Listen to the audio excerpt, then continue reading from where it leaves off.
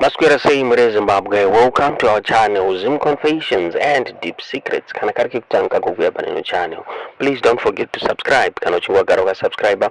Don't forget to comment and share this video. Nasi mure Zimbabwe tavigira nyaya, irukurwadza nyaya irikusiririsa nyaya yaitika ku Maubra Munarare Drive pane ma students ku St George's Aita accident nofunga murungona mota irapo arunzi Aita head on ne truck muri Zimbabwe manheru neinorwadza zvirunzi an upper 6 student pamwe chete ne naina vice head boy wepa St George's vaita accident pane marumas ekunzi they were speeding vanga vachiresa neimwe mota ndopabva vaita head on ne truck muri Zimbabwe ndofunga murungoona mota irapo mapwariro aita muri Zimbabwe zviri kunzi vese Vakafira PaSpot nyaya inorwadza inosirisa kuti vashaika vana vachiri vadiki muri Zimbabwe apa vanga vari maapa 6 muri Zimbabwe vachitarisira kuenda kuuniversity gore rinouya nyaya inorwadza nyaya inosirisa muri Zimbabwe tingoti mweya yavo ngaizorore